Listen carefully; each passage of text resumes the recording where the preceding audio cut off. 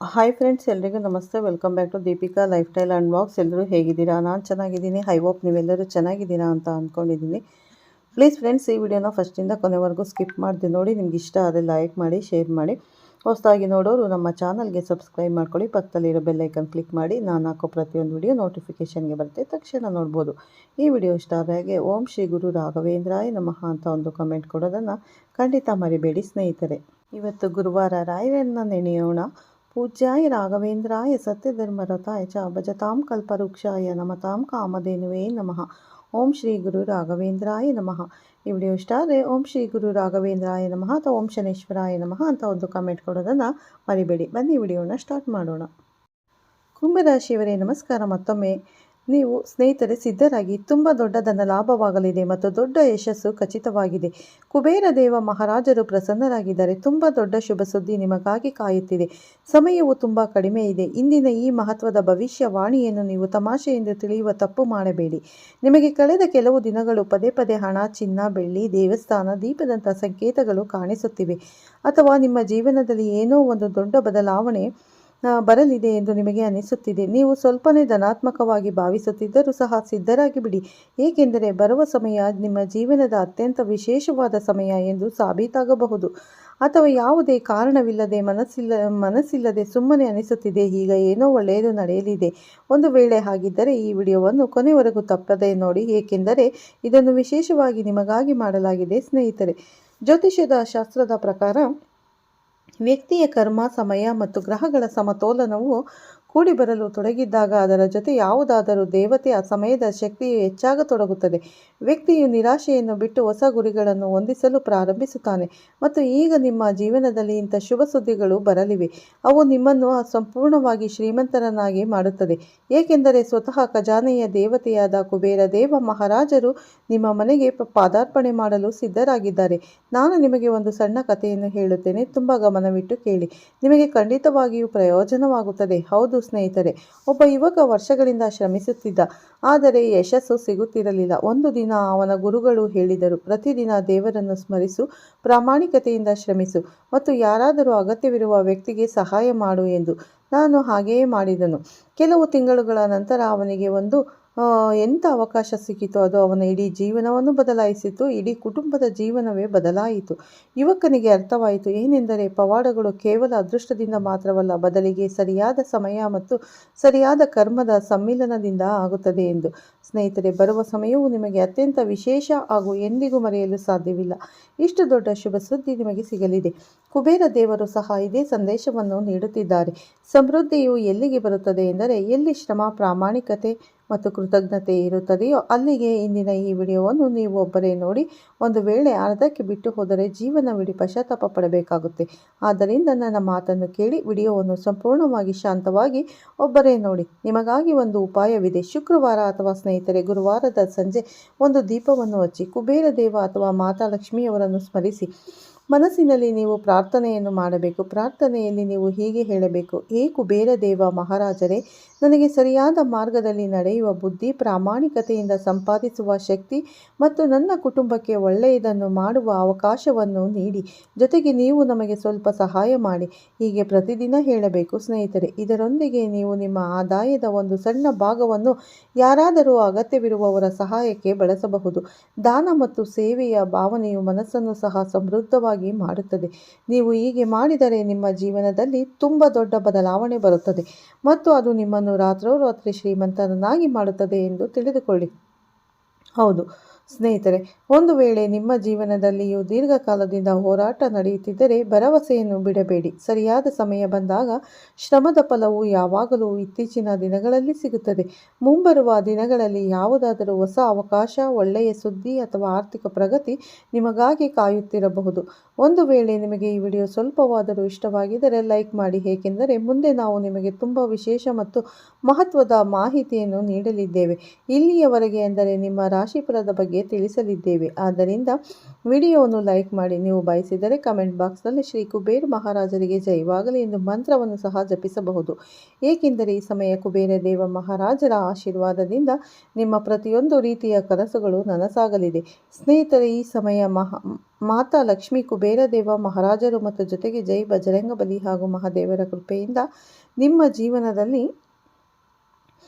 ದೊಡ್ಡ ದೊಡ್ಡ ಬದಲಾವಣೆಗಳು ಬರುವ ಸಂಕೇತಗಳು ನೀಡುತ್ತಿದೆ. ಅಷ್ಟೇ ಅಲ್ಲ, ಈ ಸಮಯದಲ್ಲಿ ನಿಮಗೆ ಬೇರೆ ಬೇರೆ ಕ್ಷೇತ್ರಗಳಿಂದ ಶುಭ ಸುದ್ದಿಗಳು ಸಿಗಲಿದೆ. ತುಂಬ ದೊಡ್ಡ ದೊಡ್ಡ ಸುದ್ದಿಗಳು.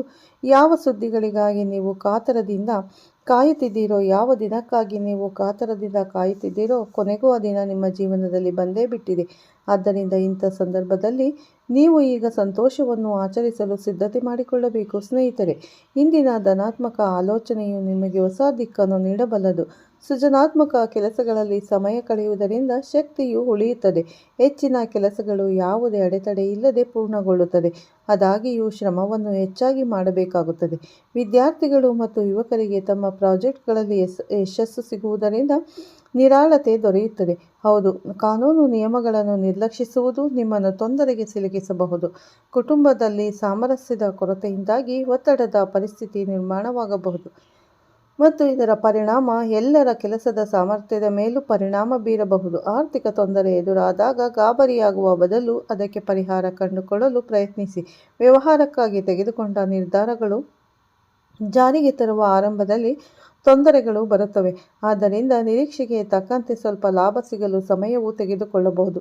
ದೀರ್ಘಕಾಲದಿಂದ ಯಾವ ಕೆಲಸವನ್ನು ವಿಸ್ತರಿಸಲು ಪ್ರಯತ್ನಿಸುತ್ತಿದ್ದೀರೋ ಆ ಆಸೆ ಇಂದು ಈಡೇರಬಹುದು. ಉದ್ಯೋಗಸ್ಥರಿಗೆ ಉತ್ತಮ ಕೆಲಸದ ಕಾರಣದಿಂದಾಗಿ ಬಡ್ತಿ ಕೂಡ ಸಿಗಬಹುದು. ವೈವಾಹಿಕ ಸಂಬಂಧಗಳಲ್ಲಿ ನಡೆಯುತ್ತಿರುವ ಮನಸ್ತಾಪಗಳು ಪರಸ್ಪರ ತಿಳುವಳಿಕೆಯಿಂದ ಬಗೆಹರಿಸಿಕೊಳ್ಳಲು ಪ್ರಯತ್ನಿಸದಿದ್ದರೆ ವಿವಾದ ಹೆಚ್ಚಾಗಿ ಮನೆ ವ್ಯವಸ್ಥೆಯ ಮೇಲೆ ಪರಿಣಾಮ ಬೀರಬಹುದು. ಆರೋಗ್ಯಕ್ಕೆ ಸಂಬಂಧಿಸಿದ ಸಮಸ್ಯೆಗಳು ಹೆಚ್ಚಾಗಬಹುದು.